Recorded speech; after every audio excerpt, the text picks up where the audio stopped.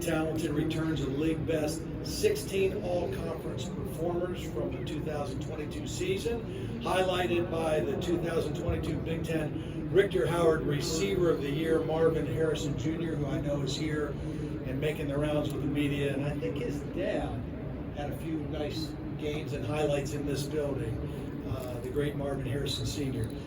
I first met Ryan when he was a GA in Florida, and I was covering SEC games, and he took me down in the basement of the Florida football building, and we watched film, and he broke down some of the option things and spread offense things they were doing. So it's my pleasure to bring to the stage right now Ryan Day.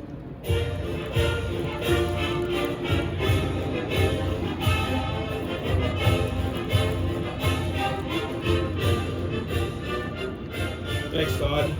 I do remember that too, and it was the shovel play that we were down in the basement. Todd had a lot of great questions, so great to see Todd. Great to be here today, here with three great guys, Marvin Harrison Jr., Kate Stover, and JT Tuamolau. I thought it was great, as we came over here this morning, just sort of a cross-section of our team. You take a guy who's from Philadelphia, went to the prep in Philly, dad's hanging the rafters here, tremendous wide receiver. Then you have Kate Stover, who grew up in Lexington, Ohio.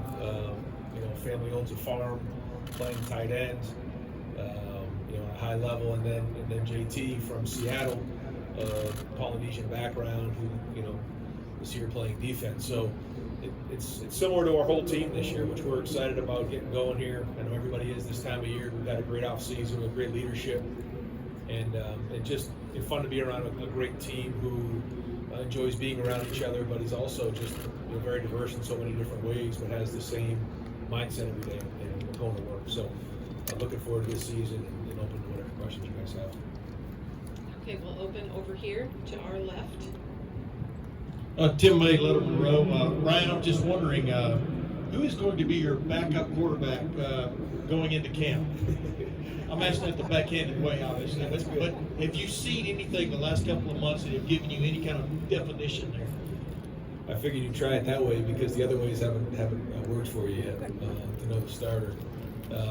Well, I think I'll start with Lincoln. Lincoln is stepped in and been very surprised with just his approach. Been really impressed with how it doesn't seem too big for Lincoln. He's very athletic. He's learning. He's got a long way to go. He came in the summer, but excited to have him here. Tristan has done a great job as being a coach, being a guy who wants to be a coach, but he's taking those guys under his wing, understands the offense now at a high level, and so he's going to help provide depth for us. And that's important because this is the most depth we've had, as you know, Tim, in a long time at the quarterback position, which will allow us to do some things maybe we haven't done in the past. And then you have Devin and Kyle, and they both had very good summers. They both have shown leadership, and Mick has really put them in situations to do that.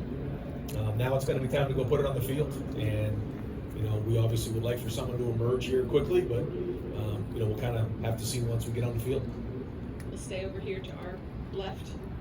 Hi, Ryan. Dave Biddle from 24/7 Sports over here to your left.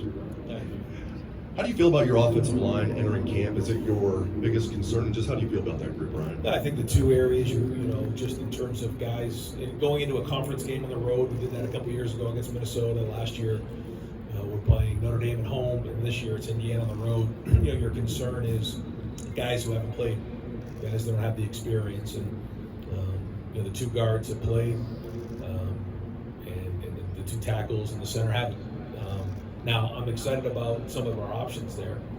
Josh Fryer is really, looks good. He cut weight. He's doing better. Tegra. We also added Josh Simmons, who prefers to be called Jimmy, by the way, so we got to call him Jimmy Simmons. Luke Montgomery is been in the mix. He shot a really good summer. And so, we have Vic Cutler we've added. So we have some good pieces there, but they just haven't played. And so that's where this offseason has been important. But now in August, it's going to be critical for them to build the chemistry and to make sure that they solidify themselves as starters. I think we have enough people there that we feel good we can find that, but they have to go do it. So that's obviously something that we we got to make sure we're focused on. Then obviously the quarterback position. Those are probably the two biggest areas where we've got to make sure we're doing a great job. All right, Coach, we're gonna go to our right. Coach over here, Bill Bender, Sporting News. With Brian Hartline moving in at offensive coordinator, what does that mean for you this season in terms of play calling, where you spend your time in meetings during the week, and what is your collaborative vision of the offense now? Yeah, nothing's really changed from the spring. We'll kind of see how the preseason goes and see how it all shakes out, the chemistry. It has allowed me an opportunity to bounce around a little bit more, also with naming Quinn Temple, our chief of staff. He's kind of taken some things off of my plate. He's done a really good job there. So the way that our staff's designed, I think we have a great staff, and it has allowed me to jump around a little bit more. Once we get into the teeth of the season, I just, I know how it's going to go probably for me. I'm going to end up being right involved with it again. But that being said, as the season wears on, I have to be conscious this year of not getting too locked into the offense and making sure that I have, a handle on everything that's going on. And I think, certainly Brian running the offense and being a part of that, and Justin Fry with the O-line, some of the other additions we've had to the staff will allow us to do that. Coach, we're gonna go here to our left. Hey Ryan, Patrick Murphy from 24/7 Sports and Bucknuts. A lot of the talk this offseason outside the program, I know, has been about the way the season ended. I'm curious just how much that conversation takes place internally about those final 2 games of last year. Yeah, I think it started off with, the way the regular season ended, and then that whole bowl prep leading up to it. There was just, a lot of focus, a lot of, conversation about making sure that, we finished the season the right way, and we came up, a couple plays short, and that was not easy to do. And so, as you replay, a few plays here, a few plays there, really in both of those games, it's motivating. And so what we did this off season, I think you heard me talk about it, is everything we did in the off season was about competing, because when you're in matchup games, it comes down to a handful of plays. There are times during the season where that's not the case. We can maybe lose a few plays and still win by a few touchdowns, and it's like sometimes that can get unnoticed, and not that it does get unnoticed, it's just something that maybe you just don't feel the severity of it until you lose a game like that. And so we've been working hard this offseason to make sure that doesn't happen again, that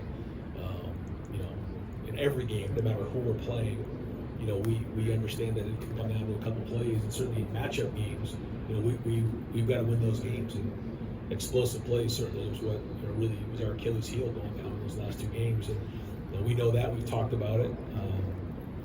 How much do we talk about the rivalry game and winning at the end of the season? We talk about it every day. We do. Now, we're not going to sit there and let it beat us twice, but it is a motivating factor for sure.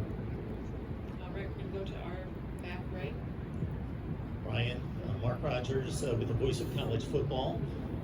And you're working with Jim Knowles and having conversations with him in efforts of improving the defensive play this year. Is it more about increasing technique from the players to fit what Jim Knowles likes to do, or basically taking his scheme and trying to tweak it to fit what the players and their skill sets? Yeah, it's a great question, because it's something that comes up all the time on both sides of the ball this time of year. Is you have a general idea of what your offense, what your defense is, but ultimately you have to tailor it to what your guys can do, and that's something that, coming off of last season, number one thing we know, explosive plays. There was a lot of improvement made, but those were the things that hurt us. So how do we get that fixed? And that's obviously been something that we've really focused on. But also, how do we now take a group of guys that have been in the system now for a year and take the next step and put the right people in the right spots?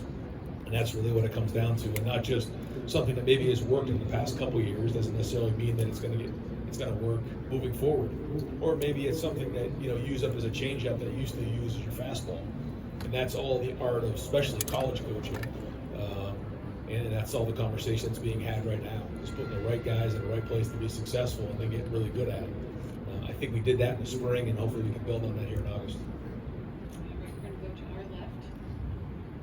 Davis said, Ryan, is there any way you would consider possibly starting or playing both quarterbacks early in the season in games? I know that's difficult with Indiana as the opener in a Big Ten game, but would you consider that at all? Yeah. What would it take to let that happen?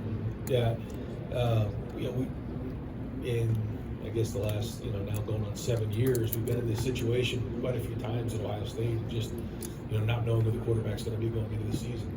You had a new one with Dwayne, and you had a new one with Justin, and you had a new one with CJ, and here we are again. So when you go into these situations, you'd like for someone to emerge during camp,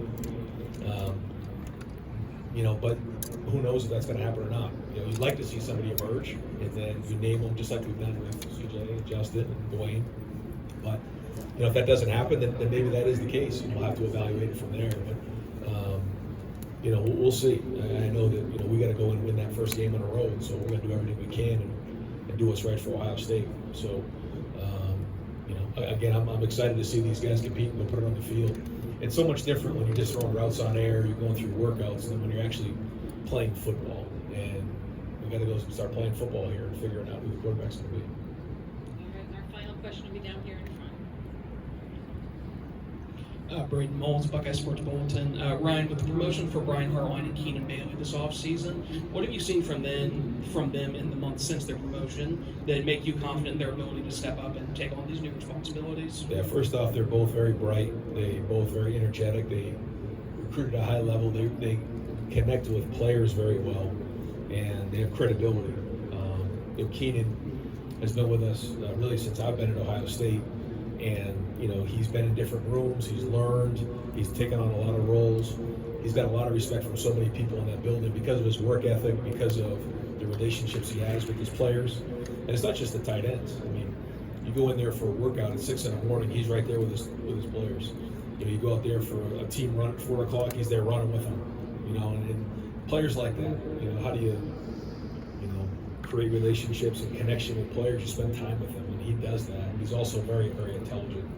And then Brian, same type of thing. His credibility that he has because he played the position of wide receiver, because he went on to play the position in the NFL, and he's brought guys along and developed guys in that room. And the next, logical progression for him is being the coordinator, which up to this point he's tackled everything and really succeeded. So we expect him to do the same thing.